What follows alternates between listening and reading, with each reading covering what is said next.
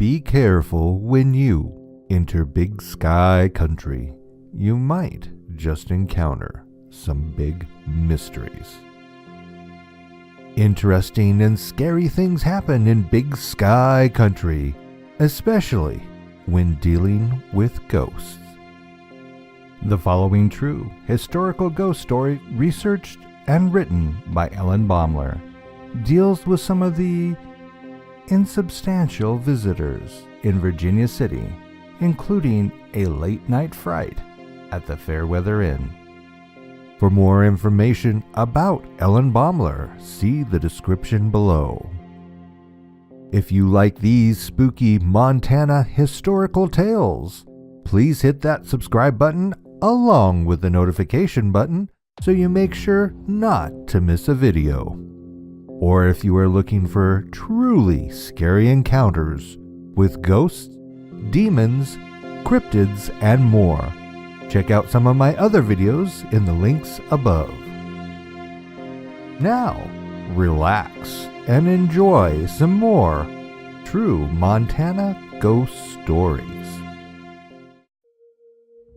Late Night Fright at the Fairweather Inn, researched and written by Ellen Baumler. Jana Dennis gave little thought to ghosts. She was a believer, but she lacked the conviction that comes through first-hand experience. When scouts from the Fox Family Channel visited Virginia City, Montana in 2000, looking for tales and teenagers to participate in a segment of the series, Real Scary Stories, Jana and her friend Chris enthusiastically seized the opportunity. There was little enough excitement in their rural Madison County community. In the Gold Rush era town of Virginia City, a sleepy little burg whose winter population on a good day is less than 150, they waited in line to share a few stories and answer questions on camera. They filled out some paperwork and, like everyone else interviewed, waited to see what would happen. Jana and Chris were surprised and thrilled when Fox later notified the two that they had been selected.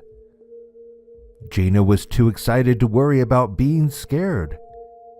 In choosing Virginia City for its Montana segment of Real Scary Stories, Fox Family picked a place steeped in history, legend, and haunted places. Virginia City is a unique and wonderful little hamlet snugged into its own niche along Alder Gulch, where in the mid-1860s, one of the greatest Western gold rush stampedes brought a diverse and adventurous population to fill its now quiet, still unpaved streets. Raucous miners, ambitious merchants, gamblers, rounders, public women, and families of settlers rubbed elbows along the wooden sidewalks. And it was at Virginia City and Bannock, as well as other local places, that the vigilantes did their work. From December 1863 to March 1864, their kind of justice culminated at the end of a rope at least 24 times. It is little wonder that Virginia City is the haunted capital of Montana. The frenzy of the gold rush worked its way into the hearts and minds of its first residents, and that energy lingers. Descendants of the first pioneers who call Alder Gulch home, and newcomers too, feel the spirit of this important place. They fiercely nurture and protect it, as well they should. Sightings of those who have gone before are not uncommon for residents and workers who spend time in Virginia City and its sister community, Nevada City, less than 2 miles away. 19th century goods, from buttons and mining supplies to music machines and cans of snuff, are found in quantities in the false-fronted buildings and cabins. Their weathered wood has seen the eras come and go.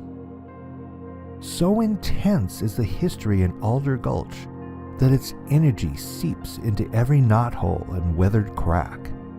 Even visitors who pause only briefly to soak up colorful gold rush remnants might catch a glimpse of a shadow without a human counterpart. They might find some other evidence of an unearthly visitor, as one recent tourist discovered in the Sedman home. The Sedman House is a beautiful, fully furnished territorial period home in Nevada City. It was one of the first large homes built in the region circa 1873. Oscar Sedman was a Madison County rancher and a territorial legislator who met a tragic end. In 1881, during the legislative session in Helena, he suddenly took ill and died of black measles, the tick-borne disease we know today as Rocky Mountain spotted fever. Sedman had the dubious honor of being the first Montana legislator to die during a session. After his unexpected demise, Sedman's official chair in the meeting room, draped in black crepe, was turned backwards from his desk in memoriam. Sedman left a wife and 4 small children. The Sedman House later became the Junction Hotel, and after that served as a stable. Badly deteriorated, it was disassembled at its original Junction City location about 1.5 miles away and put back together in Nevada City in the 1960s. The home, a focal point at the west end of town, is now filled with period furnishings, and its rooms are open to tourists. The historic interior pieces include the desk of vigilante prosecutor Wilbur Fisk Sanders and Colonel Charles Broadwater's bathtub from his private suite at the far-famed Broadwater Hotel near Helena. The Sedman House especially captivated one Eastern tourist. She took a whole roll of film of the antique furnishings. A mirror caught her fancy, and she took numerous shots of the lovely old frame. She returned home after her vacation and had the film developed. In several photographs of the mirror, she found the startling reflection of a man in rough clothing, staring out at her. The photographer and her friend had been the only 2 in the Sedman House that day. Such are the surprises Alder Gulch offers up. The legendary places of Virginia City, a designated National Historic Landmark, are under both state and private ownership. Tourists find comfortable hospitality and perhaps a ghost or 2 in its several bed and breakfast and the 2 state-owned hotels, the Nevada City Hotel in Nevada City and Virginia City's Fairweather Inn. Fox producers decided the Inn would be one of the 2 settings for real scary stories. The other location, the Elling House, was once home to banker Henry Elling and his family. Today, it is a private residence. The Fairweather Inn has served in its present incarnation since 1946, when Great Falls legislator Charles Bovee remodeled it as a modern hotel. But the oldest inner core, incorporated into the present facility, has a long and colorful history typical of Virginia City's Gold Rush era commercial buildings. The present hotel evolved from a log cabin likely built in 1863. By 1865, the site was home to a popular restaurant called the Young American Eating House. Most Virginia City residents and visitors of that early time enjoyed meals from its kitchen. From 1866 through the 1870s, a meat market under several proprietors occupied the building. By the time Sarah McGarry bought the place in the 1880s, an addition extended 30 or 40 feet at the back, but the Gold Rush relic had fallen vacant, its space used for storage. A dance hall next door on the west side of the building was also vacant. Indications that the glory days of Alder Gulch had passed. However, gold dredging operations in the area began in 1890. Conversion and reuse of the building as a saloon around that time brought new life to the property. Frank McKean bought the saloon business in 1896. McKean was one of the colorful characters local folks remember even today. He came to Virginia City from Granite City, Montana, on the heels of the silver panic of 1893, when the bimetallic and granite mountain mines closed. Born in Boston on Christmas Day in 1858, McKean spent time in Leadville, Colorado, before coming to Montana. A confirmed bachelor, McKean stunned the entire community in 1905 when he, at 47, married beautiful 33-year-old Amanda, who stood a head taller than her husband. McKean was an excellent businessman, always trying new angles to better serve the community. He advertised that his Anaconda Saloon was the best appointed and best kept saloon in Madison County. In conjunction with the saloon, McKean also ran a billiard parlor and the Anaconda Cafe. By 1918, it was the only short-order restaurant in Virginia City. McKean boasted that his was the town's oldest established eating house and offered a private ladies' dining room and meals at all hours, from 6 in the morning till 8 in the evening. The large front space of the building housed the bar. The dining rooms were behind the bar with the kitchen farther back in a one-story addition. A second story over the dining rooms included additional tiny hotel rooms. McKean declared in the Madisonian Times that his were the best furnished rooms in town. Old-timers say that McKean had a back entrance for the Ladies of the Brick, a well-known house of ill repute that stood behind the Anaconda Saloon and to the west on Cover Street.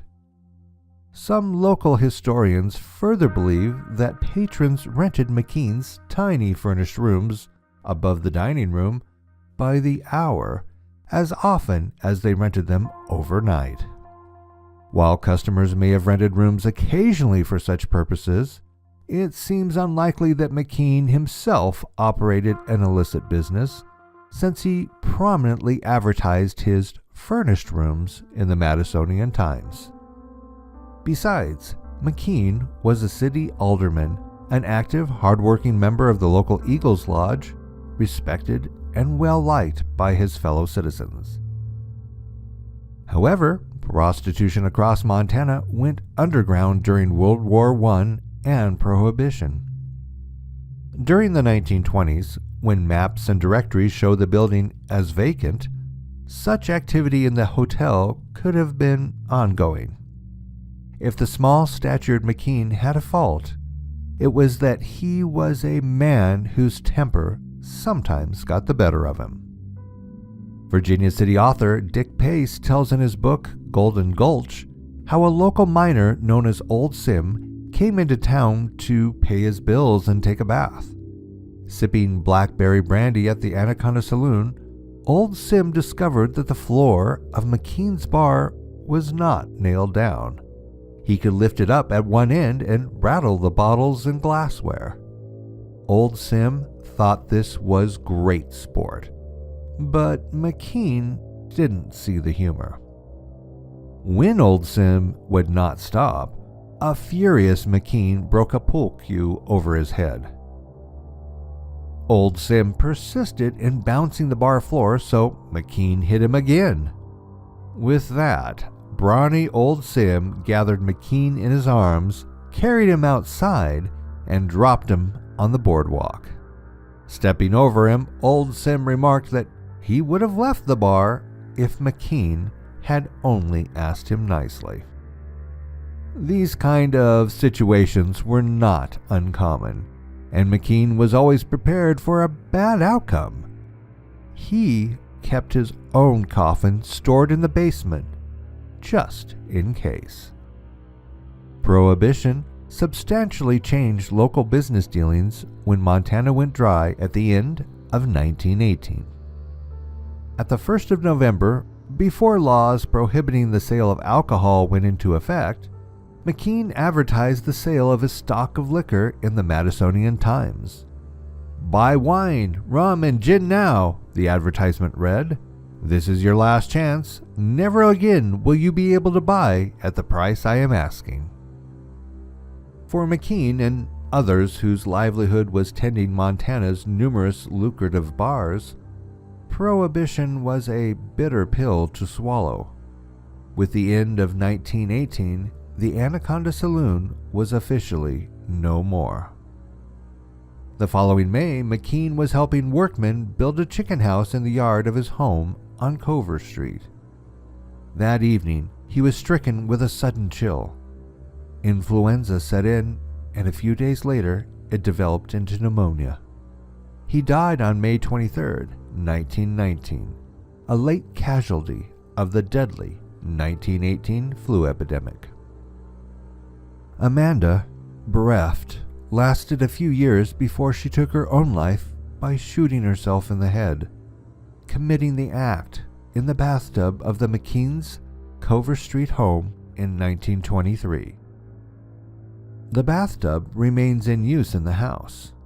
After the deaths of Frank and Amanda McKean, the deteriorating Anaconda Hotel passed through a number of owners. In 1935, Humphreys Gold Corporation acquired the building and constructed an annex next door to the east. The original bar room was dismantled and outfitted with bunk beds to accommodate dredging crews who brought about a brief resurgence in Virginia City's population. Then, in 1942, the U.S. government declared gold mining a non-essential industry under the Gold Mine Closing Order. Operations shut down and the hotel again fell vacant. Charles and Sue Bovey began buying the dilapidated Gold Rush-era buildings in Virginia City and Nevada City in the 1940s. They purchased the Anaconda Hotel in 1946 and remodeled it, lowering the 16-foot bar-room ceiling to create a second story over the building's front end. They installed a new facade, patterned after the historic Goodrich House in Anaconda, and added a fire escape for the annex fashioned from the metal stairway of a dredge boat. Preservation of the building's precious old parts, construction of new pieces to look old, and the reuse of material like the dredge's stairway are excellent examples of the Bovey legacy. Preservation of the old layers and creation of the new ones allow visitors to read the different phases of the town's history.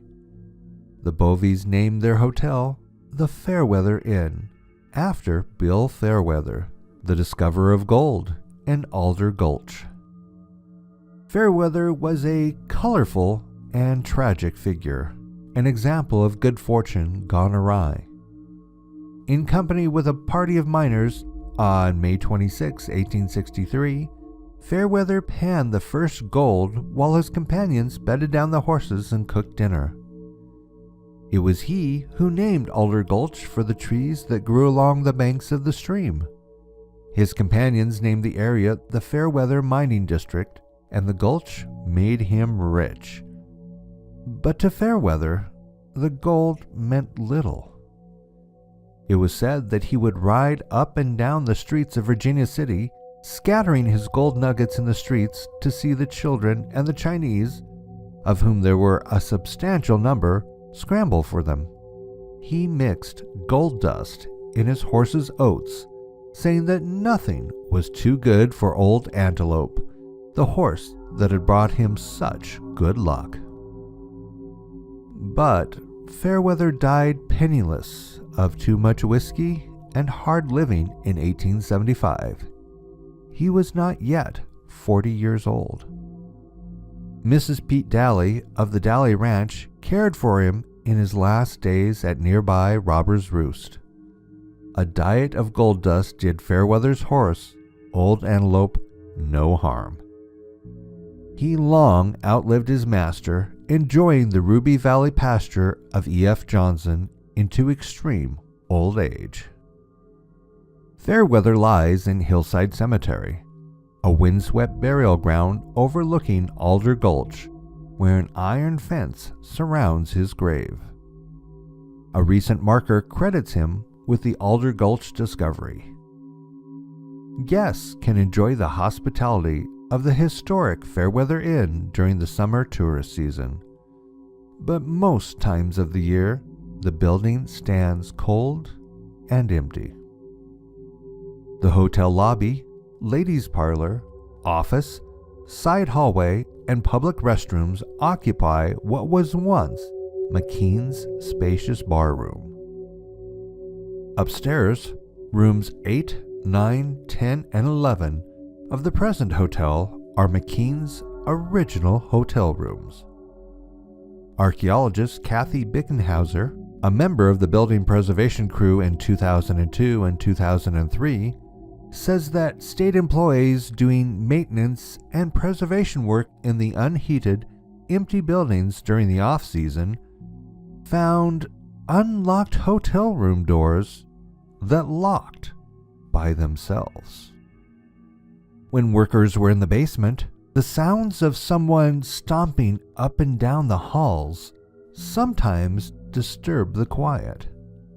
Since the 1950s, there have been numerous reports of bad energy hovering in the back stairwell. A desk clerk reported that she heard a tremendous racket overhead in room 10, Sue Bovey's favorite room. When the clerk unlocked the door to the unoccupied guest room, she discovered bedding and towels scattered and furniture overturned. One guest checked into room 10 late one night, tired from a long day's travel and looking forward to a good night's rest. He went upstairs. Not long after, the guest returned to the desk with his bags packed. He checked out with no explanation. And state workers discovered an unpleasant surprise in room 12 at the end of the season that they did not find in any of the other rooms. Hundreds of dead flies lined the windowsill. Some believe an abundance of these annoying pests are evidence of supernatural activity. Because of the tales about the Fairweather Inn and the Elling House, Fox family decided upon these two sites as the locations for filming the segment. The storyline was that Jana and Chris had dared each other to spend 3 hours in the supposedly haunted locations. Whoever made it to midnight won the dare. The game allowed each participant one candle, one stationary camera, and a lighted night vision camera to carry around. Each was instructed to explore with the night vision camera. While Chris experienced what he described as the blood-curdling screech of a cat, he was mostly bored during the 3 hours he spent in the Elling house. Jana's experience, however, was just the opposite. Her home base was room 10, Sue Bovey's favorite room upstairs in the Fairweather Inn. The crew instructed her to explore the rooms freely, especially the basement where staff had previously experienced unexplained events.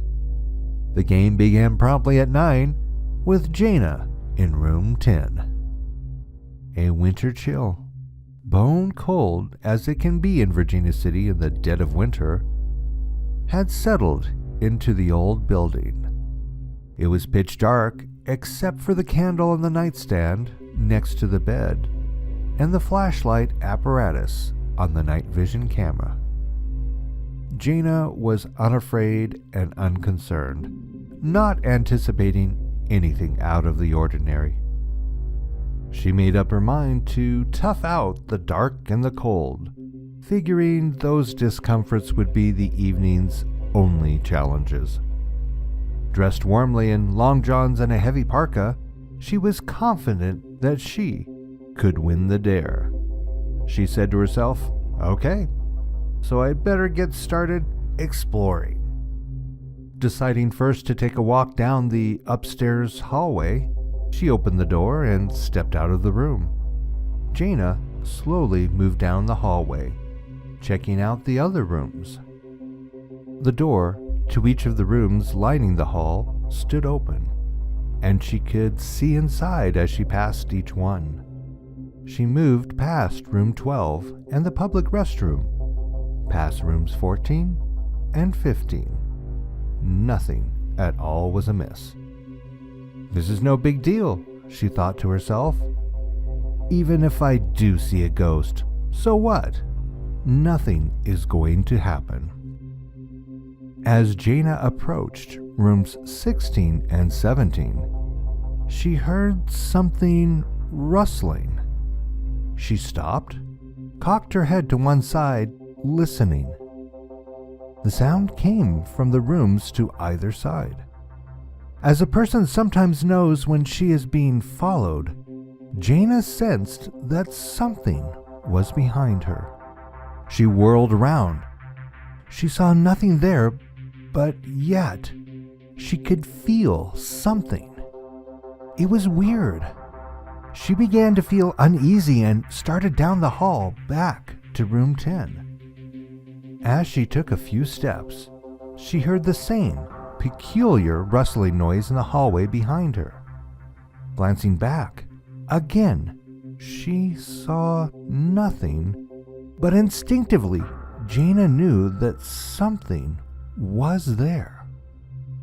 Whatever it was made a swishy sound like someone in wind pants walking right behind her. Swish, swish, swish. Jaina began to move faster, and as she did so, the swishing moved with her, keeping pace. By the time she reached room 10, Jaina was running, trying to get away. She spun into the room and slammed the door. Swish, swish, swish, swish. She heard it approaching and felt a wave of anger emanate from whoever it was. The anger washed over her, and it was very unpleasant. The entity or spirit or ghost, Jaina now shivered at the thought, stopped just on the other side of the door. She was breathing hard and was afraid, and as she stood there with only a door between her and the anger pulsing through the wood, she tried to collect her thoughts. She did not anticipate what happened next. She felt, with great relief, whatever it was suddenly leave. She knew as surely as she had known that it was there, that it, whatever it was, had left the hallway. Jaina cautiously opened the door. Nothing there. Nothing at all. Only the dark. This is going to be a long night, Jaina thought to herself. I might as well try the basement now and get it over with. Surely this is enough for one evening and nothing else will happen.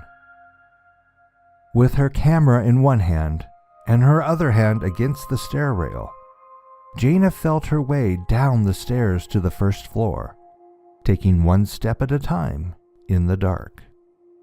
The camera's light cast an eerie circle of illumination, but beyond the circle, Jaina could see absolutely nothing in the blackness. She reached the ground floor and the space that used to be the dining room. So far so good, Jaina said to herself. On to the basement. Pausing for a moment at the top of the basement stairs, Jaina adjusted the light in her one hand and felt her way along the wall with the other. She took one stair, then another. Suddenly, the light blipped out and she could see absolutely nothing.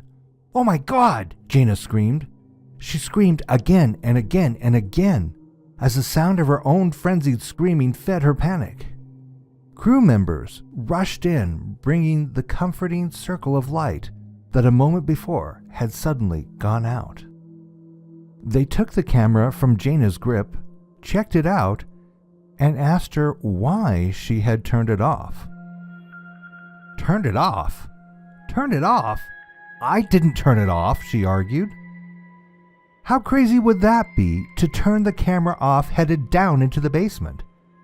However, the crew showed Jaina that the light had been switched to the off position. Later, Jaina tried to reason out what could have happened.